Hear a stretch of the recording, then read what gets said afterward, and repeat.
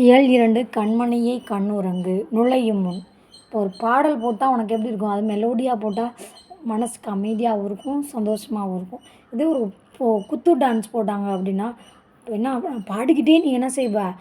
பாடிக்கிட்டே அந்த பாட்டையும் கேட்டுக்கிட்டு என்ன செய்வ? மகிழ்ச்சியாக வேலை செய்வ. இதே மாதிரி தான் ஏட்டில் எழுதப்படாத இசைப்பாடல்கள் என்ன செய்யுது? தமிழில் வந்து நிறைய இருக்குது. நம்மளோட பிறப்பு முதல் இறப்பு வரை வந்து ஒவ்வொரு நிகழ்விலும் வந்து பாடல்கள் வந்து எப்படி இருக்குது? முதன்மையான இடத்தை வந்து பெறுகின்றன. இந்நாட்டுப்புற பாடல்களை வந்து தமிழர்களின் வாழ்க்கை முறைகளை வந்து படம் பிடித்து காட்டுகின்றன. வாங்க பார்க்கலாம்.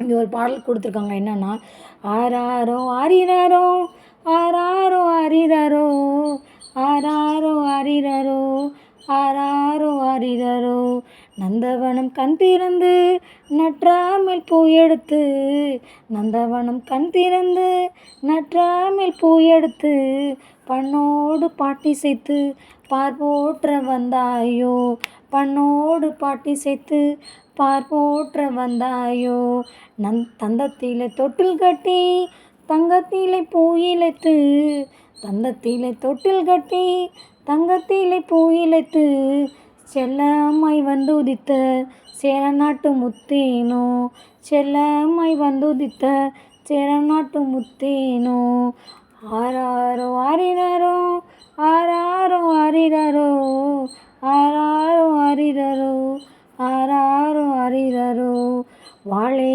இலை பரப்பி வந்தாரை கையமர்த்தி வாழை இலை பரப்பி வந்தாரை கையமர்த்தி சுவையான விருந்து வைக்கும் சோழ நாட்டு முக்கனியோ சுவையான விருந்து வைக்கும் சோழ நாட்டு முக்கனியோ குளிக்க குளம் வெட்டி குளம் வாழ அணை கட்டி குளிக்க குளம் வெட்டி குளம் வாழ அணை கட்டி பசியை போக்க வந்த பாண்டி நாட்டு முத்தமிழோ பசியை போக்க வந்த பாண்டி நாட்டு முத்தமிழோ கண்ணே என் கண்மணியே ஆராரோ ஆரிராரோ கண்ணுறங்கு கண்ணுறங்கு ஆராரோ ஆரிராரோ அப்படின்னு இந்த பாடலில் கொடுத்துருக்காங்க. என்ன சொல்கிறாங்க அப்படின்னா, தமிழ்ச்சோலையில் பூ எடுத்து இசையுடன் பாடி உலகம் புகழ வந்தாயோ தங்கப்பூ பதித்த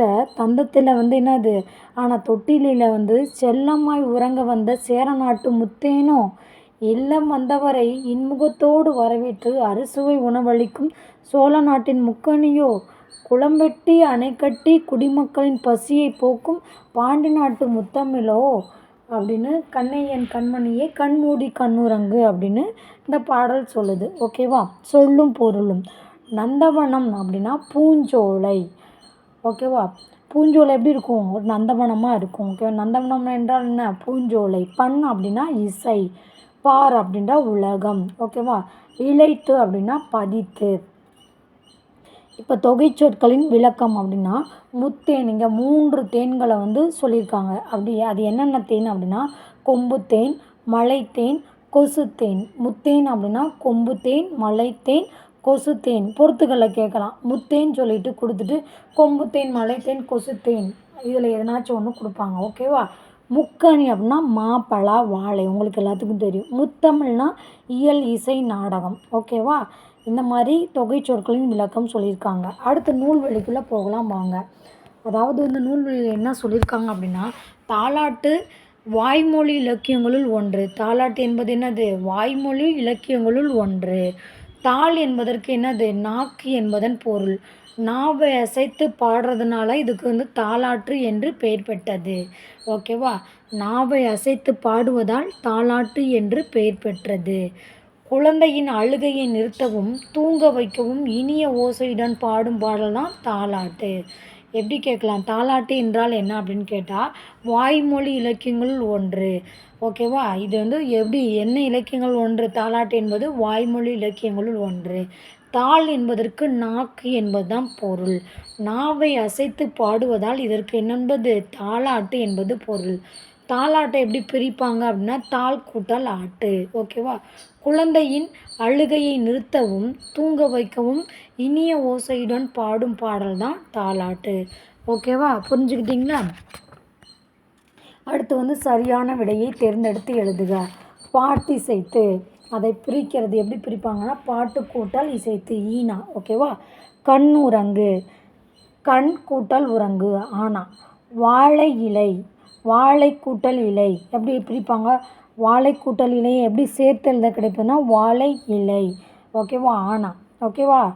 அடுத்து வந்து கை அமர்த்தி கை கூட்டல் அமர்த்தி கை அமர்த்தி ஈனா. கை கூட்டல் அமர்த்தி எப்படி சேர்த்து எழுதுவாங்க அப்படின்னா கை அமர்த்தி ஈனா. உதித்த அதாவது எதிர்ச்சொல்லுன்னா மறைந்த. உதித்தனா மறைந்த. ஏதாவது தவறுதலாக நான் சொல்லியிருந்தேன்னா மன்னிச்சுக்கோங்க. ஓகேவா. புரிஞ்சு படிங்க, ஈஸியாக இருக்கும்.